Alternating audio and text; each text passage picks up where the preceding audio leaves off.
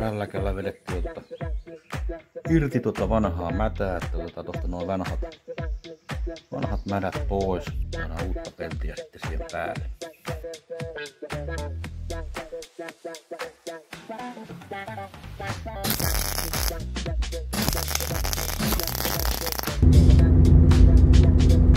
Lähtee tätä Pasin autoa hakea tähän pikalle.